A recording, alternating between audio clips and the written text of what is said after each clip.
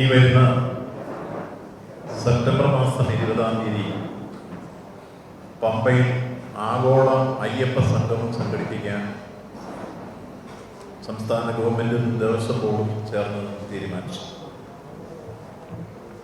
ഇത് വിജയിപ്പിക്കാൻ ആവശ്യമായ ഒരു സ്വാഗത സംഘ രൂപീകരണ യോഗമാണ് ഇന്നിപ്പോൾ ഇവിടെ നടന്നത്.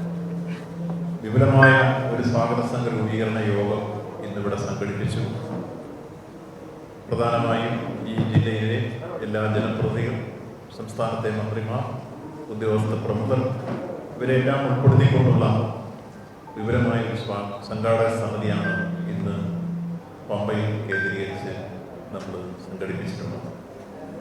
12 സബ് കമ്മിറ്റികളായിരിക്കും ഇതിനു വേണ്ടി പ്രവർത്തിക്കുക.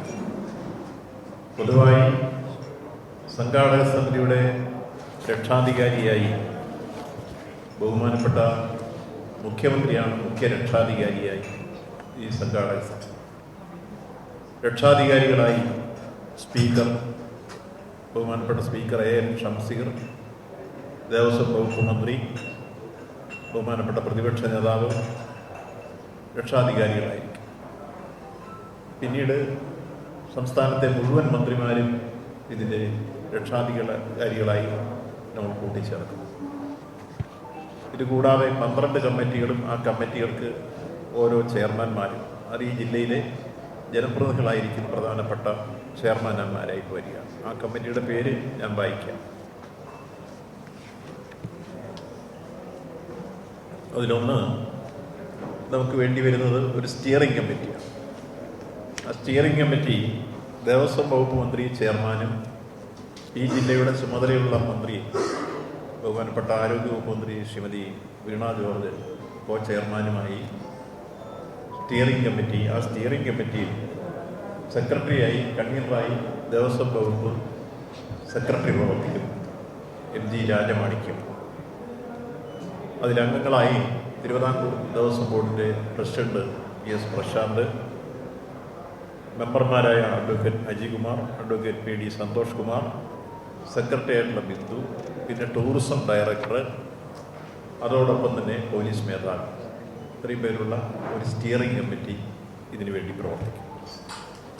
ജനറൽ കമ്മിറ്റിയിലായി ഈ ജില്ലയിലെ ജനപ്രതിനിധികൾ ചിറ്റയം ഗോപകുമാർ, ബഹുമാനായ Anto Antony MP, Janeesh Kumar MLA, Mathew T. Thomas MLA, Pramod Narayanan MLA, George Abraham ജില്ലാ പഞ്ചായത്ത് പ്രസിഡന്റ്, A. രാജമാണിക്യം ദേവസ്വം വകുപ്പ് സെക്രട്ടറി, K. ബിജു പൊതുഭരണ വകുപ്പ് secretary, TV Subhash tourism PRD director, Shri Premkumar IAS ജില്ലാ കളക്ടർ, ശ്രീ ചേതൻകുമാർ മീണ കോട്ടയം ജില്ലാ collector, doctor Dineshan Cheruvattu IAS ജില്ലാ കളക്ടർ ഇടുക്കി, അലക്സ് വർഗീസ് IAS ജില്ലാ കളക്ടർ ആലപ്പുഴ, ദേവസ്വം ബോർഡ് പ്രസിഡന്റും മെമ്പർമാരും, പിന്നീട് നേരത്തെ തന്നെ സൂചിപ്പിച്ച പോലെ സെക്രട്ടറി, ഇതിൻ്റെ കമ്മീഷനും, ഇത്രയും പേരുള്ള ഒരു ജനറൽ കമ്മിറ്റി ഈ കാര്യത്തിൽ തിരഞ്ഞെടുക്കപ്പെട്ടു. പിന്നീടൊന്ന് ഇവിടെ സൂചിപ്പിക്കപ്പെട്ടതുപോലെ പ്രോഗ്രാം കമ്മിറ്റിയാണ്. അത് ജനീഷ് കുമാർ MLA കൺവീനറായ ഒരു പ്രോഗ്രാം കമ്മിറ്റി. അതിൽ നമ്മുടെ ദേവസ്വം ബോർഡിൻ്റെ ഉദ്യോഗസ്ഥ പ്രമുഖരും അതോടൊപ്പം മെമ്പർമാരും ഉൾപ്പെടെയുള്ള ആളുകളെല്ലാം ഉണ്ടാകും. പിന്നീടൊന്ന് ഫിനാൻസ് കമ്മിറ്റിയാണ്. അത് N. Jayaraj MLA chief whip ചെയർമാനായി, അതിൽ ദേവസ്വം ബോർഡിൻ്റെ മെമ്പർമാരും കമ്മീഷൻ ഉൾപ്പെടെയുള്ള ആളുകൾ ഉൾക്കൊള്ളുന്നതാണ് ആ കമ്മിറ്റി. മറ്റൊരു കമ്മിറ്റി സ്പോൺസർഷിപ്പ് കമ്മിറ്റിയാണ്. അത് ബഹുമാനപ്പെട്ട ഗതാഗത വകുപ്പ് മന്ത്രി തന്നെ ചെയർമാനായിരിക്കണമെന്നാണ് ഞങ്ങൾ നിർദ്ദേശിച്ചത്. അദ്ദേഹം സമ്മതിച്ചിട്ടുണ്ട്. ഡെപ്യൂട്ടി സ്പീക്കർ ചിറ്റയം ഗോപകുമാറും അതേപോലെ Kishore S, Mathew T. Thomas ഇവരെല്ലാം ഉൾക്കൊള്ളുന്നതാണ് ആ കമ്മിറ്റി. മറ്റൊന്ന് ഇൻഫ്രാസ്ട്രക്ചർ കമ്മിറ്റിയാണ്. ശ്രീ പ്രമോദ് നാരായണൻ MLA ചെയർമാനായിട്ടാണ് ആ കമ്മിറ്റി. ദേവസ്വം ബോർഡിലെ അംഗങ്ങൾ ഉൾപ്പെടെ അതിനകത്തുണ്ട് എന്നുള്ളതാണ് അതിൽ വരുന്ന കാര്യം. മറ്റൊരു കമ്മിറ്റി അക്കോമഡേഷൻ കമ്മിറ്റിയാണ്. അതിൽ സെബാസ്റ്റ്യൻ കുളത്തുങ്കൽ MLA ചെയർമാനായിട്ടും അതേപോലെ തന്നെ പ്രേംകൃഷ്ണൻ IAS ജില്ലാ കളക്ടർ കൺവീനറായിട്ടുള്ള ഒരു കമ്മിറ്റിയാണ്.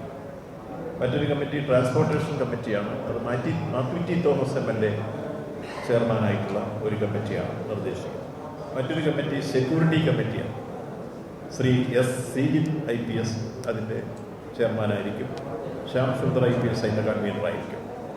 മറ്റൊന്ന് media and publicity, Vazhoor Soman MLA അതിൻ്റെ ചെയർമാനായിരിക്കും. ജില്ലാ പഞ്ചായത്ത് പ്രസിഡന്റ് അതിൻ്റെ ബോർഡ് ചെയർമാനായിരിക്കും. അതുപോലെ PRDയുടെ ഉദ്യോഗസ്ഥ പ്രമുഖരും KUWJSൻ്റെ പ്രതിനിധികളെല്ലാം ഉൾക്കൊള്ളുന്നതാണ് മീഡിയ കമ്മിറ്റി. അപ്പോൾ ഇത്തരത്തിൽ നമ്മുടെ വിവിധ സബ് കമ്മിറ്റികൾ ഇന്ന് തൊട്ട് പ്രവർത്തനങ്ങൾ ആരംഭിക്കും. ഇതിൽ ഉദ്യോഗസ്ഥ പ്രമുഖരെല്ലാം ഇവിടെ എല്ലാ ഡിപ്പാർട്ട്മെൻറ്റുകളിലും ഉദ്യോഗസ്ഥ പ്രമുഖരുണ്ട്. അവരെ ഓരോ കമ്മിറ്റികളിൽ ഉൾപ്പെടുത്തിയിട്ടുണ്ട്. അതാത് ബന്ധപ്പെട്ട കമ്മിറ്റികൾ ബന്ധപ്പെട്ട് പൊതുവിൽ ഈ കമ്മിറ്റിയുടെ ഓഫീസ് കേന്ദ്രീകരിച്ച് പ്രവർത്തിക്കുന്നത് പത്തനംതിട്ടയിലായിരിക്കും. കാരണം ലോകത്തിൻ്റെ നാനാഭാഗത്തുനിന്നും രാജ്യത്തിൻ്റെ നാനാഭാഗത്തുനിന്നും വരുന്ന പ്രതിനിധികളെ നമുക്ക് റിസീവ് ചെയ്യാനും അവരെ സ്ഥലത്തെത്തിക്കാനുള്ള സൗകര്യങ്ങളെല്ലാം കേന്ദ്രീകരിച്ച് പ്രവർത്തിച്ച് മുന്നോട്ട് കൊണ്ടുപോകാൻ എല്ലായ്പ്പോഴും ജില്ലാ ഭരണകൂടത്തിൻ്റെ ഒരു സഹായം കൂടി ലഭിക്കുന്ന രൂപത്തിലേക്ക് അല്ലെങ്കിൽ മേൽനോട്ടത്തിൽ ഒരു സ്വാഗതസംഘ ഓഫീസ് പ്രവർത്തിക്കുന്നതാണ് നല്ലതെന്നുള്ളതുകൊണ്ടാണ് പത്തനംതിട്ട കേന്ദ്രീകരിച്ച് സെൻട്രൽ സ്വാഗതസംഘ ഓഫീസ് പ്രവർത്തിക്കാനും പമ്പയിലും പെരുന്നാട്ടിലും അതുപോലെ ശ്രീകത്തോടിലും ഇതിൻ്റെ സ്വാഗതസംഘ ഓഫീസുകൾ പ്രത്യേകമായി വേറെ ഉണ്ടാക്കാനും തീരുമാനിച്ചിട്ടുണ്ട്. ഇങ്ങനെ കേന്ദ്രീകരിച്ച പ്രവർത്തനങ്ങൾ വിവിധ രാജ്യങ്ങളിൽ എത്തിച്ചേരുന്ന പ്രതിനിധികളെ ഇവിടെ എത്തിക്കാൻ KSRTCയുടെ പ്രത്യേക സംവിധാനങ്ങൾ ട്രാൻസ്പോർട്ട് വകുപ്പ് ഉറപ്പാക്കുന്ന കാര്യം തീരുമാനമാക്കിയിട്ടുണ്ട്. അതിനുള്ള കമ്മിറ്റി പ്രത്യേകമായി പ്രവർത്തിക്കും. ഈ നിലയിൽ നമുക്ക് നല്ല രൂപത്തിലുള്ള ഒരു സംഘാടക സമിതിയാണ് ഇപ്പോൾ രൂപം കൊടുത്തിട്ടുള്ളത്. ഇപ്പോൾ തന്നെ അതിൻ്റെ പ്രവർത്തനങ്ങൾ ഇന്നു മുതൽ തന്നെ അവർ ആരംഭിക്കുകയാണ്. വിപുലവും വിശാലവുമായ രൂപത്തിൽ ഇവിടെ എത്തിച്ചേർന്ന മുഴുവൻ ആളുകളെ ഉൾപ്പെടുത്തിക്കൊണ്ടാണ് സ്വാഗത സംഘം രൂപീകരിക്കപ്പെട്ടുള്ളത്. അതിൽ വിവിധ രൂപത്തിലുള്ള സംഘടനകളുടെ ഭാരവാഹികൾ ഇവിടെ എത്തിച്ചേർന്നിട്ടുണ്ട്. അവരെല്ലാം ഈ കമ്മിറ്റിയുടെ ഭാഗമായി അവരെല്ലാം ഉൾപ്പെടുത്തുകയും ചെയ്തു കഴിഞ്ഞിട്ടുണ്ട്. അങ്ങനെ പൊതുവിൽ നമ്മളിപ്പോൾ ഒരു 1001 അംഗങ്ങളുള്ള സംഘാടക സമിതിയാണ് നമ്മളിപ്പോൾ രൂപം കൊടുത്തിട്ടുള്ളത്. ആ നിലയിൽ ആ സംഘാടക സമിതിയുടെ പ്രവർത്തനങ്ങൾ തുടർന്നുള്ള ദിവസങ്ങളിൽ മുന്നോട്ട് പോകും.